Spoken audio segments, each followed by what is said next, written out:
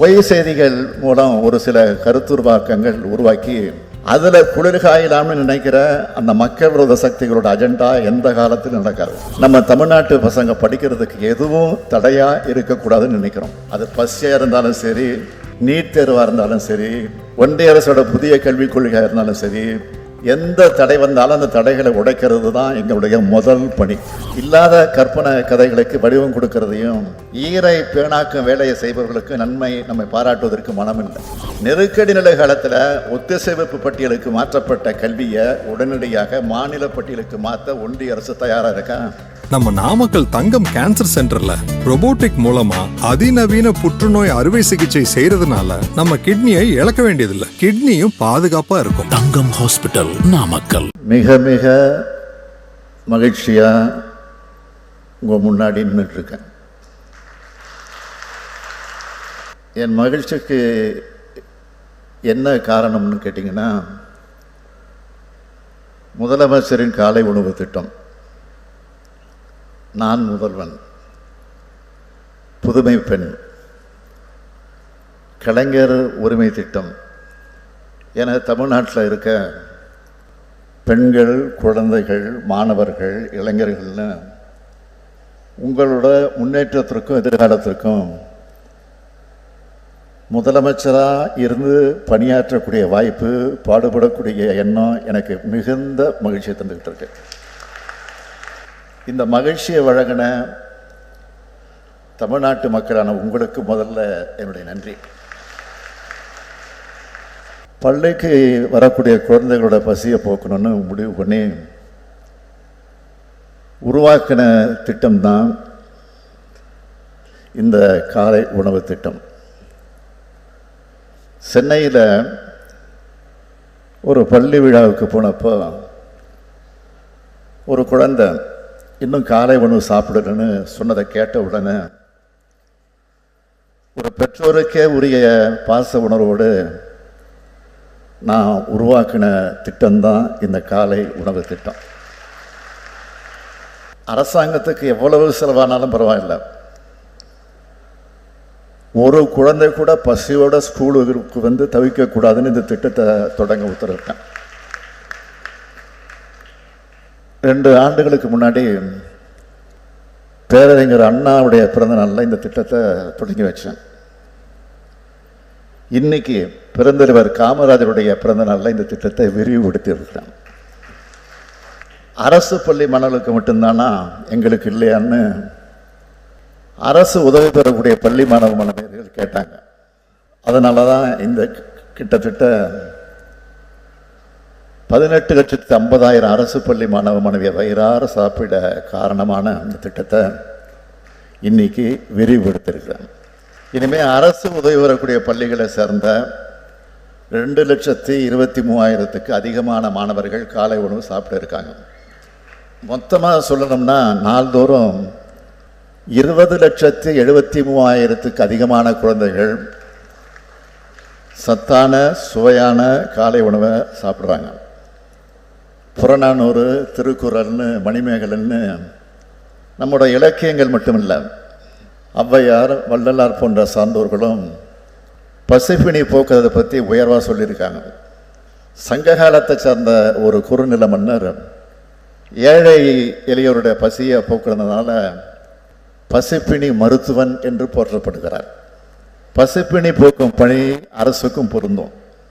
ஏழை எளிய மாணவர்களுக்கு உணவு அளிக்கிறது மூலமாக குழந்தைகளை நலமான, வளமான, அறிவுமிக்க சமூகமாக வளர்த்தெடுக்கிறோம். ஏன்னா குழந்தைகள் தான் தமிழ்நாட்டோட எதிர்கால சொத்து. அதனால தான் காலை உணவு திட்டத்தை ஒதுக்கீடு பற்றி அதிகாரிகள் என்னோட விவாதிச்சப்போ அதை நிதி ஒதுக்கீடுன்னு சொல்லாதீங்க, வருங்கால தலைமுறையை உருவாக்குற முதலீடுன்னு சொல்லுங்கன்னு ஆணித்தரமாக சொன்னாங்க. ஆனால் இந்த திட்டம் மாணவ மாணவருக்கு தன்னம்பிக்கை அளிக்குது, பெற்றோர்களுக்கு பொருளாதார சுமையை குறைக்குது, பள்ளிகளுக்கு வர மாணவர்களுடைய எண்ணிக்கையை அதிகரிச்சிருக்குது, இடைநீற்றலை குறைக்குது. இப்படி ஏராளமான நன்மைகள் காலை உணவு திட்டத்தால் விளையுது.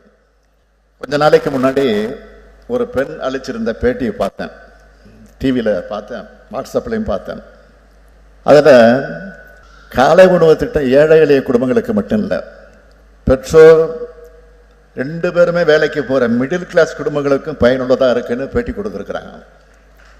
இப்படி நம்ம திராவிட மாடல் அரசு கொண்டு வர ஒவ்வொரு திட்டத்தையும் பத்திரிகைகள் பாராட்டுதோ இல்லையோ பயன்பெறுகிற மக்கள் பாராட்டிட்டு தான் இருக்காங்க.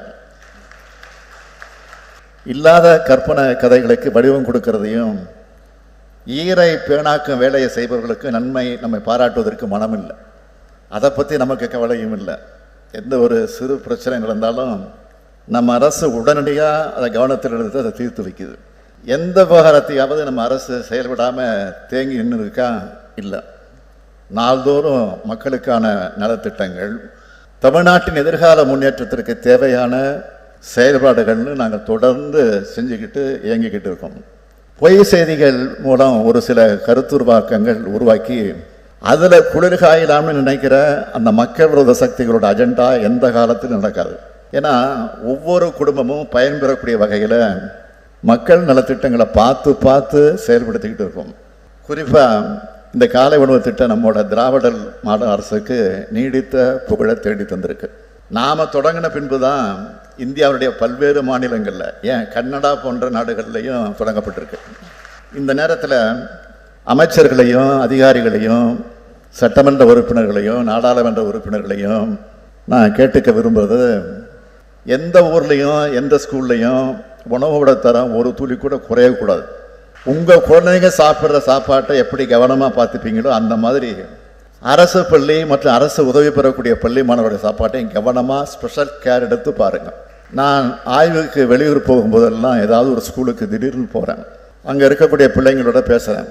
காலை உணவு எப்படி இருக்குன்னு பார்க்குறேன். அந்த உணவை நானே சாப்பிட்டும் பார்க்குறேன். மாண்புமிகு அமைச்சர் தம்பி உதயநிதி கூட சுற்றுப்பயணம் போகிறப்போ, நிகழ்ச்சிகளுக்கு போகிறப்போ இந்த மாதிரி ஆய்வு பண்ணுறதை பார்க்குறேன். மற்ற அமைச்சர்களும் பண்ணிக்கிட்டு இருக்கிறாங்க. எனவே மற்ற அமைச்சர்களும் மக்கள் பிரதிநிதிகளும் மாவட்ட ஆட்சியர்களும் அதிகாரிகளும் அவங்க பகுதிகளில் இருக்க பள்ளியில் திடீர்னு ஆய்வுகளை மேற்கொள்ளணும்னு ரொம்ப பணிவாக கேட்டுக்கிறேன். திராவிட மாடல் அரசையும் என்னையும் பொறுத்த வரைக்கும் நம்ம தமிழ்நாட்டு பசங்க படிக்கிறதுக்கு எதுவும் தடையாக இருக்கக்கூடாதுன்னு நினைக்கிறோம். அது பசியாக இருந்தாலும் சரி, நீட் தேர்வாக இருந்தாலும் சரி, ஒன்றிய அரசோட புதிய கல்விக் கொள்கையாக இருந்தாலும் சரி, எந்த தடை வந்தாலும் அந்த தடைகளை உடைக்கிறது தான் எங்களுடைய முதல் பணி. நீட் தேர்வை நாம் எதிர்க்க தொடங்கினப்போ ஏன் எதிர்க்கிறீங்கன்னு சில எதிர்கேள்வி கேட்டாங்க. ஆனால் இன்னைக்கு நீட் தேர்வு நடக்கிற முறைகேடுகளை பார்த்து உச்சநீதிமன்றமே கேட்க ஆரம்பிச்சிச்சு, கேள்வி கேட்குது. மாணவர் சமுதாயம் போர்க்கொடி தூக்குது. பல முதலமைச்சர்கள், தேசிய தலைவர்கள் நீட் வேண்டாம்னு குரல் கொடுக்க ஆரம்பிச்சிட்டாங்க. ஏன் ஒட்டுமொத்த இந்தியாவும் தமிழ்நாட்டு வழியில் நீட் தேர்வு எதிர்க்குது. ஒன்றிய பாஜக அரசு அரசியலுக்காக இப்போ நெருக்கடி நிலையை பற்றி பாராளுமன்றத்தில் தொடர்ந்து பேசுகிறாங்க. ஆனால் நாம் அவங்க கிட்ட கேட்குற கேள்வி, நெருக்கடி நிலை காலத்தில் ஒத்திசைவு பட்டியலுக்கு மாற்றப்பட்ட கல்வியை உடனடியாக மாநில பட்டியலுக்கு மாற்ற ஒன்றிய அரசு தயாராக இருக்கா? இந்த ஆக்கபூர்வமான செயலை அவங்க செய்வாங்களா? நம்மளை பொறுத்த வரைக்கும் நீட் தேர்வு, புதிய கல்விக் கொள்கை தேவையற்றது, அதை எதிர்க்கிறோம். ஒரு பக்கம் அரசியல் மற்றும் சட்ட போராட்டங்கள் நடத்துகிறோம். இன்னொரு பக்கம் மாணவர்களுடைய நலனுக்காக பள்ளி கல்விக்கும் கல்லூரிகளுக்கும் உயர்கல்விகளுக்கும் ஏராளமான திட்டங்களை தீட்டுக்கிறோம். எனவே தடைகளை நாங்கள் உடைக்கிறோம். மாணவர்கள் கல்வியில் மட்டும் கவனம் செலுத்துங்க. ஏன்னா நான் திரும்பவும் சொல்கிறேன், கல்விதான் யாராலும் திருட முடியாத சொத்து. அந்த சொத்து தமிழ்நாட்டு மாணவர்கள் பெற்றாகணும். மாணவ செல்வங்களை படிங்க படிங்க படிங்க.